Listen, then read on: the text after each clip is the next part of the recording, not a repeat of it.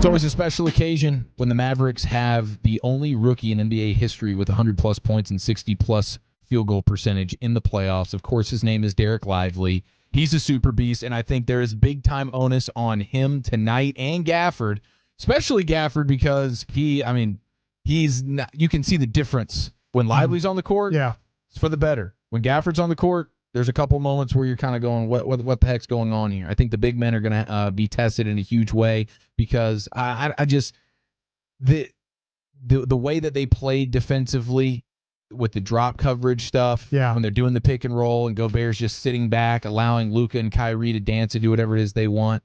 I don't think that's going to happen, and so that's going to require the big dudes to be able to do some around the rim finishing. Lively's been phenomenal with that. And so we'll see how he answers the call. But I do believe this to be the toughest game of the series to win, unless, of course, it ends up going 7.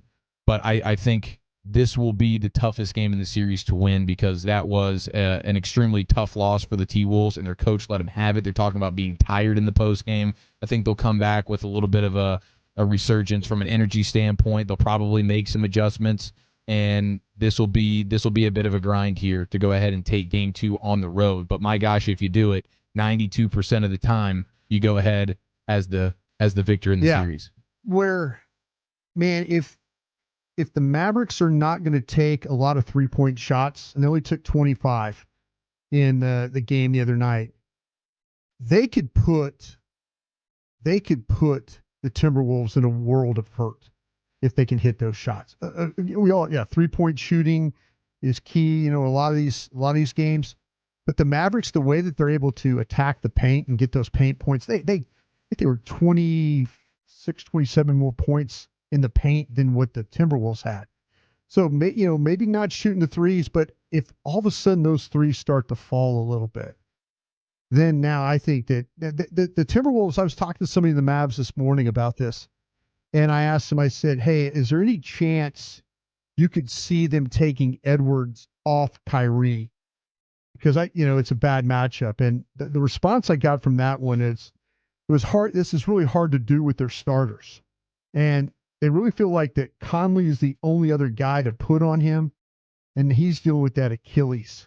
That's a problem as well for them. So they're in a little bit of a bind. They think that maybe they might try Anderson on Luka a little bit more tonight when he plays. So we'll see.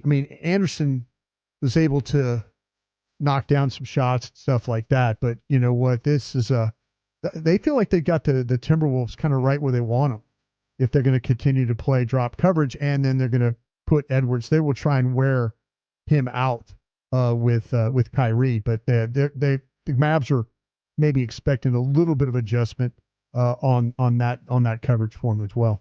Yeah, I was wondering about that with Anthony Edwards. Do they try and just say, okay, maybe Kyrie's not the matchup for you here, but you go McDaniels there on Kyrie and then Anthony Edwards on Luka? I don't see how that necessarily benefits Anthony Edwards much either, with Luka being able to do what he can do. If you go Conley on Kyrie at 36 years old dealing with calf, Achilles issues, the Achilles issue is a big thing right going on. I think that's an absolute disaster. Unless maybe you change your starting 5 up some way, somehow, if you're Minnesota, and you bring in some of these guys off the bench like an Anderson or somebody to come in and try and eat some of those minutes. But that seems like that would be a drastic change, and I don't know that I would expect that necessarily, but they are going to tweak the way they do some of these things defensively for sure.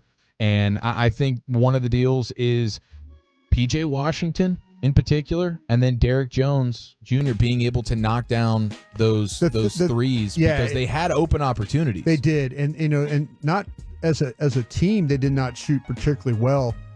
But if all of a sudden you get those threes to start to fall, it's Captain Obvious stating that. But man, the Mavs have to feel good that even if the threes don't fall, that they could find ways to get points in the paint and take advantage of that. So if all of a sudden you see it very early and those threes aren't going, then I could see Jason Kidd and the staff going, all right, let's just try and hammer the paint like we did in Game 1 and see how the T-Wolves answer that. Who's put the most thought into their game night spread tonight? Anybody in the GBag Nation feeling comfortable about their Friday night spread being more dominant than the rest of ours? I think I'm going cheeseburgers. I think we're doing the homemade patties at home. Nah, I'd probably grab a pizza after the gym. Negate my whole workout with one pie. You know what I mean? I love it. I've done that, bro. I pull up right to the drive-thru after a gym workout, so I can forget it. You know what? It's kind of when you're by yourself, kind of thing, which is not a bad thing. I'm me. I'm not. Stop bragging, bro. I am not complaining one bit. I sit there and like when the Stars lost that game last night, and Kenny Albert was, yelling goal. Immediately, the television just shut off, and I was sitting there in the dark for a few seconds, just kind of, stewing. Just not stayed up not late for not, this. Yeah, not too happy, but yeah, there's some advantages just to sitting on the couch and but you don't go for a big spread and stuff like that when you're by yourself, right? You just gotta make a nice hoagie sandwich. Yeah, you some just chips. You do something like a BLT or something like that. I mean, I just kind of You're just gonna half-ass a sandwich situation. Do something simple. Yeah. Something simple. Well, because you get real creative. I mean, sometimes your creative juices start flowing, and you make a giant meal, giant spread, and then you bring it on Monday. Like, guys, I made this huge thing, and that's the thing. Bennett was asking me about the pulled pork, and I brought that in for you guys the other day. But when I'm by myself, I don't really do all that much. I find myself drinking. I can't stop drinking lemonade. I like during that game, I get my Yeti and it just. So then old man has to go to the bathroom like multiple times during the game. That's where the depends comes in. Yeah, I just sit there, there on the couch. Yeah, just give it up. just give up. Like just watching. Sit down on the trash bag and just give it on up. No one's there to judge you. Otter makes a save, and I'm just sitting on the couch peeing in my pants. Down your leg. Yeah. Well, if the Stars are going to do it, I might as well too. Yeah. So when you do it, when you get older, you won't be surprised. You already know how it goes. Yeah, that's my 85-year-old dad. He's like, oh, Dad, what just happened? Well, the maturation of Kyrie has been a huge talking point. The bond that he shares with Luka. I have two different sounds here. We'll start, and these are from the insiders. We got Shams and we got Brian Windhorst. We'll start with Windy, and he was on ESPN talking about just the Kyrie maturation since arriving in Dallas. What you see about Kyrie is a player who's different in mind, body, and spirit. And the way I see it, he's truly invested in making Luka the best player he can be. This is something that is actually so rare and actually in a way so remarkable on the NBA level when you have a player who's probably headed for the Hall of Fame who is willing to do whatever he can to help his team, whether that means scoring a lot, whether that means passing, whether that means helping him defensively. And listening to Luka talk about Kyrie, I've never heard Luka talk about a teammate the way he's talking about Kyrie, how Kyrie does things that help him all throughout the game, off the court. He talks about these long meals that they have together and their bond. Like, that is really, really meaningful. It's completely the driving force between these two players. And it's just such showing how Kyrie has evolved as a player. It's so hard to ask a player to take a step back when they know they're so good. We're seeing this happen in real time. It's giving the Mavericks a chance, and it's frankly changing the way people look at Kyrie Irving. I would love to know what LeBron James and Kevin Durant, two people who were there for these growing pains where they didn't work, they're watching this and seeing this is the Kyrie we always dreamed of. I don't know if LeBron, I guess LeBron would say they did win the championship together, but that's a little hair splitting. Probably the guys in Boston, maybe, because that run with Kyrie in Boston was a little bit tenuous. Certainly, he had to sage that place down. He did. He said, "There's bad energy in here, bro." He let everybody know it's nasty in here. That's what you have to do in the Pimp Cup ever since Broadus put that in for his golf towel. This is from the Masters. This is from the Masters. Did you guys see the shoes that Kyrie was wearing the other day? Yes, we actually have photo evidence of him if Carter's back there. He just went on break. He did. Yeah. Okay. It's with I didn't tell him that we were going to do this here, but that's the fringe is what my wife was calling it. I didn't know. It's got like the Indian. It's like moccasins. Yeah, it look like Air moccasins, Nike Air moccasins. Yeah, but man, they're not Nike. What a cool looking shoe. It was awesome. I've never seen a shoe like that. I have not And then either. he played his ass off, and he better wear them again tonight. If there's something that's not going to work for the Mavs tonight, I'm going to throw something out. Hit me. Are they going to shoot 94% on free throws? No, that was a huge factor in game one. I'd be surprised if they did that. They have not been a good free throw shooting team all season. And so I don't know that you can just flip the switch and knock those things down, but they did in game one. If they're shooting 90% on free throws, the series, count this. Yeah, this thing's going to we're going to the finals with this thing. Yeah, if they're going to do that, because they're not going to shoot as bad from the 3-point line. We know that. No. So they do have some margin for error there at the free throw line. Every time they go to the free throw line, I'm kind of like, oh, please don't let's not be the 50% team tonight. For sure. There was one of those games in Oklahoma City that was a nightmare. Where we're the 50% team. But you've seen some big free throws get knocked down. Derek Lively's had his fair share. PJ Washington's had a couple late big time ones. Yeah. And then everybody Lively's found a way to make free throws when they were trying to hack him. That's right. He made some key ones in those series, yeah. Now, here's some sound of Shams. He was on the Pat McAfee show today, and I guess there were two moments that stick out to Shams that changed the dynamic between Luka and Kyrie. Here he is.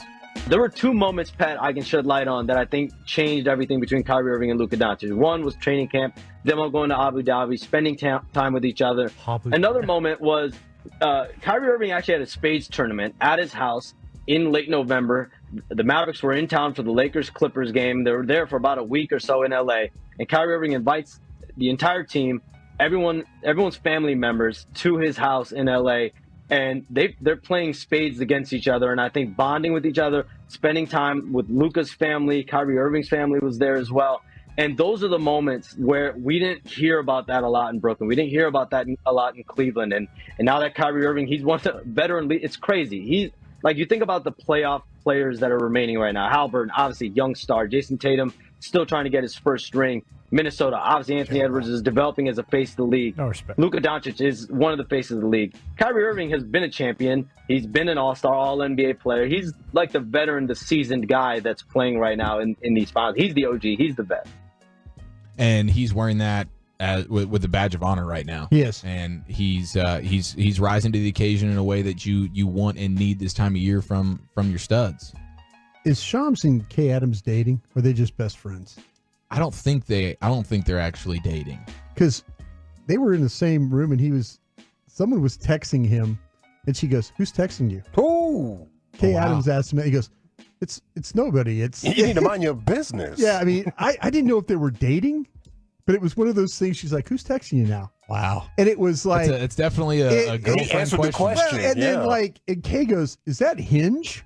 Did you have a Hinge message?" Okay, well then they're not dating. He's not going to Hinge right in front of her. Maybe he had the thing on his phone, the notices on his phone, and it just came up.